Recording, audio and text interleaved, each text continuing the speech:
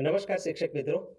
Phase 2 online તાલીમમાં આજે આપણે સૌ અસરકારક પાઠ આયોજન અને વર્ગખંડમાં અમલીકરણ આ વિષય ઉપર ચર્ચા કરવાના છીએ.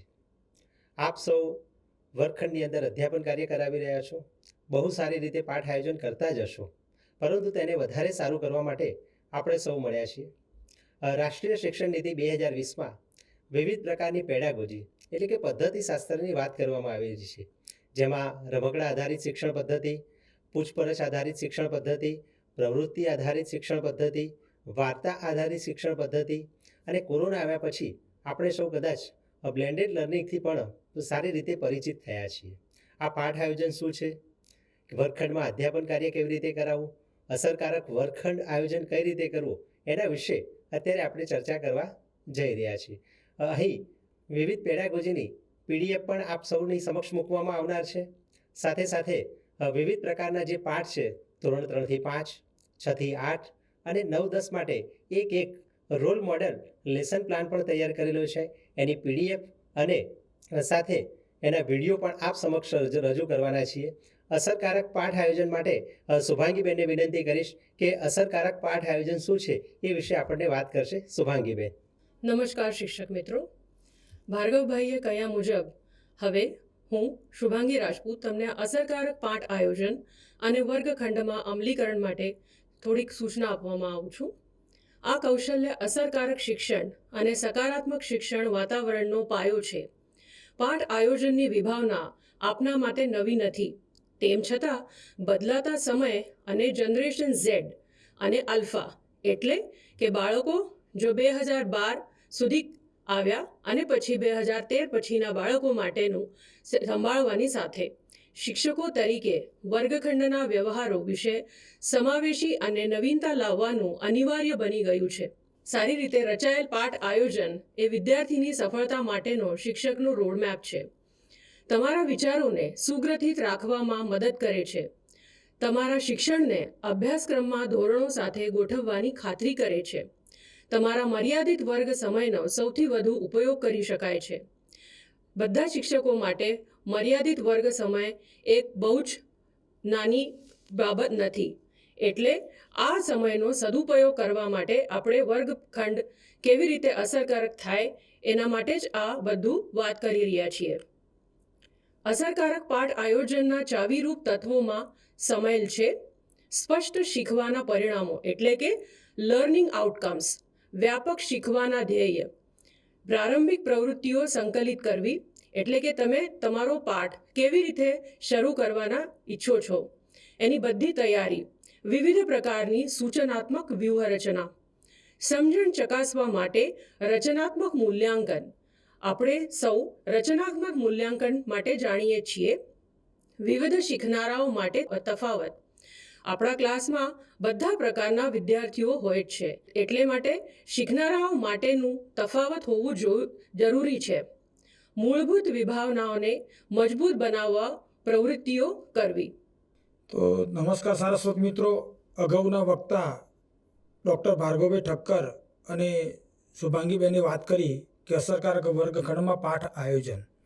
આપણે સૌ જ્યારે ક્લાસરૂમની અંદર વર્ગખંડમાં અસરકારક બનાવવું હોય તો અસરકારક પાઠ આયોજન પણ બનાવવું જોઈએ.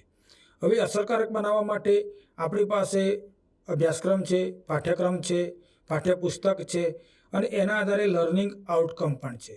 એ લર્નિંગ આઉટકમને ધ્યાનમાં રાખી આપણે કયા વિષયનું, કયા ધોરણનું અને એની વયકક્ષાને ધ્યાનમાં રાખી અને પ્રવૃત્તિઓનું પણ આયોજન કરવું જોઈએ. તો જો લર્નિંગ આઉટકમ નક્કી કરીએ છીએ એના આધારે આપણે સૌ જાણો છો કે જ્યારે આપણા ઘરે મહેમાન આવવાના હોય અને એ મહેમાનને માટે આપણને ફોન આવે છે કે આવતીકાલે અમે તમારા ઘરે મહેમાન તરીકે આવવાના છીએ અને ખૂબ અગત્યના મહેમાન છે, VIP મહેમાન છે અને એના માટે આપણે શું કરીશું, તો કઈ રસોઈ બનાવીશું, કઈ મીઠાઈ લાવીશું, એના માટે શું શાકભાજી લાવીશું, કઈ શાક બનાવીશું, આના માટેનું આપણે પૂર્વ આયોજન આપણા ઘરે બહેનો, માતાઓ અને દીકરીઓ કરતી હોય છે. એવી રીતે જ્યારે ક્લાસરૂમની અંદર અધ્યાપન કરવાનું છે ત્યારે અગાઉના દિવસે આપણે વાંચીને જઈએ છીએ ખરા? હા, કારણ કે આજે આપણે ભણીશું, આવતીકાલે ભણાવીશું. આજે અધ્યયન કરીશું, આવતીકાલે અધ્યાપન કરીશું. એવા ભાવ સાથે આપણે જ્યારે વર્ગખંડમાં જઈએ છીએ ત્યારે બાળકોના ઉત્સાહ સાથે મળીએ, બાળકોની સાથે શું ભણાવવું છે નક્કી કરીને જઈએ, પણ અધ્યયન અધ્યાપન કરવું છે નક્કી કરીને જઈએ, પરંતુ એમાં લર્નિંગ આઉટકમ ઉપર ફોકસ કરીએ અને એને ધ્યાનમાં રાખીને વિષય વસ્તુના મુદ્દાઓ નક્કી કરીએ, એના દરની પ્રવૃત્તિઓ નક્કી કરીએ. અને પ્રવૃત્તિઓ ખૂબ અગત્યની વસ્તુ છે. પ્રવૃત્તિ એટલે શું? તો જે મગજ ચાલે તે પ્રવૃત્તિ.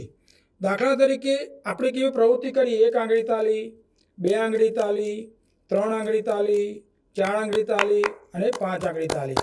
તો જે એમ 4, 3, 2, 1 તો આવી નાની નાની પ્રવૃત્તિઓ કરાવીને વર્ગખંડને અસરકારક બનાવી શકાય.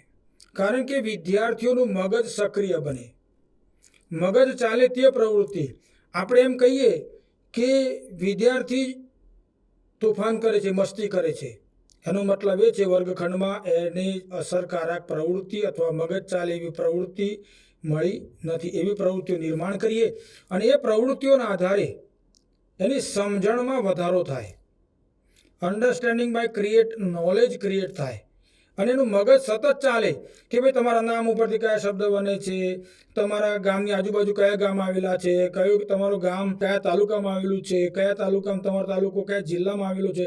તો એમ સોશિયલ સાયન્સની વાત કરતો તેમને બ્રોડ માઇન્ડ ધીમે ધીમે એને એના વિકાસની ગતિ તરફ લઈ જઈએ. એના મગજની અંદર તો શબ્દ પરથી વાક્ય પરથી એને આપણે પરિચ્છેદ ઉપર લઈ જઈએ. તો એવી નાની નાની પ્રવૃત્તિઓ અગાઉ આપણે અધ્યયન કરીએ છીએ. તો વર્ષના શરૂઆતથી લઈ અંત સુધી આપણા જે લર્નિંગ આઉટકમ આપેલા છે એને ધ્યાનમાં રાખીને આપણે પાઠ આયોજન કરીએ અને પાઠ આયોજનમાં પ્રવૃત્તિ ખૂબ શિક્ષણનો આત્મા છે.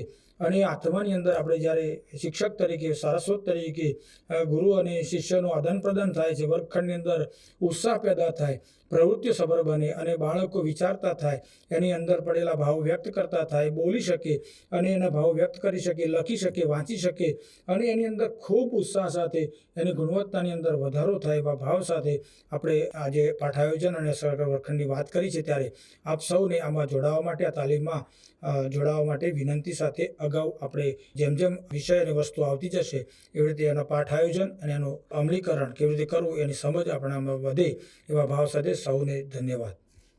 આભાર.